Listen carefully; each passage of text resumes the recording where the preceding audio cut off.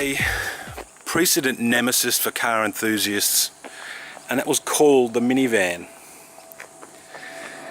Now, I've always contended that today's SUVs are yesterday's minivans, but after driving the Kia Carnival turbo diesel for a week, I'm starting to think that maybe I like the van a little bit better. I mean, can you say that minivans look cool? Because I reckon this actually looks alright. I mean, my wife doesn't agree with me, but I don't know. It's just got a little bit of space age mystery machine. No Scooby-Doo inside, obviously. But there's just something cool about it. Maybe it's that rear window line. I don't know, but really, you don't have to convince me, because I already know that things that I like aren't necessarily in line with what the market likes. And maybe you'll like it too after we have a bit of a closer look. I don't know. I think I'd probably take one of these over a Sorento.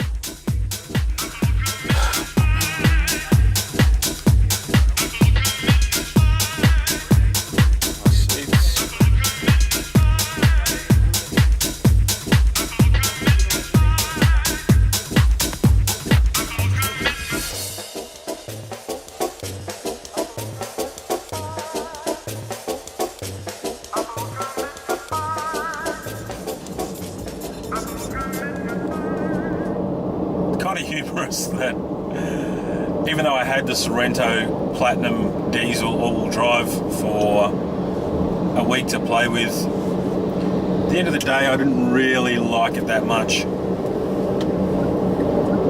Nothing to do with the tech. I guess the way that it drove was a bit soft. What I'm in now is I won the rental car lottery and got one of these. It was a choice between this or a Kia Carnival. And rather ironically, I just finished my review on the Kia Carnival and determined that maybe Sorento isn't really the thing that you might be looking for if you're focusing on practicality, which is the hallmark of the SUV market segment.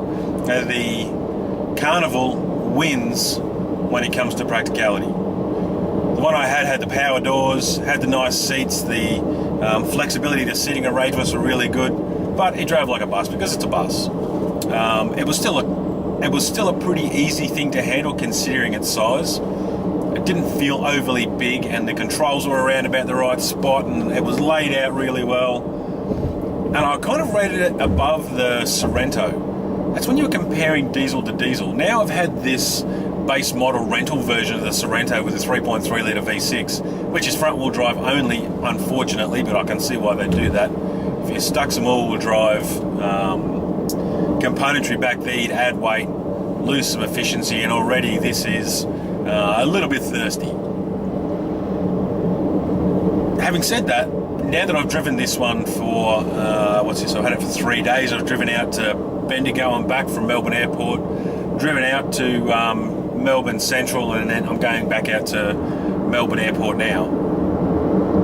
I really, really like this V6. Like, really, really like it. So much so that even though this base model spec doesn't have all the electricity that you get with the Platinum or the nice sunroof or the nice leather seats or anything like that, I actually really, really like this V6 enough to change my mind and determine that the level of practicality isn't enough to beat the Carnival, but the combination of the V6 plus the level of practicality you get in this is enough to overcome, from my point of view anyway, the reason to purchase a Sorento over a Carnival.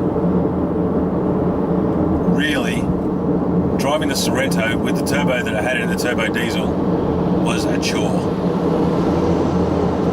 And I don't know why, but it seemed more arduous using the turbo diesel in the Sorento than what it did in the Carnival. When I drove the Carnival, like I said, I didn't really care about how well it pulled or drove or how fast it went, because it was a bus and I knew it. Whereas the Sorento is trying to put across a little bit of a action-packed type of image, but in reality, it's not action-packed.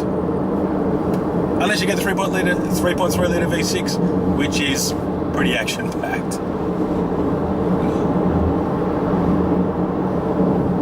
So I think that really wraps up and demonstrates what Kia is currently offering to the market.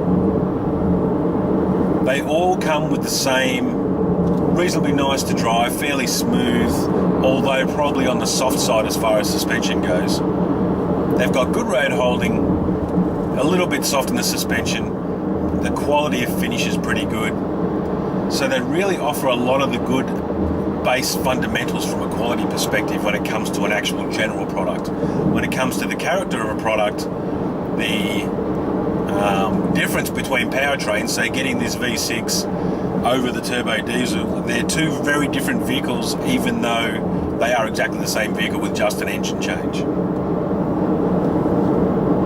Oh, ambulance.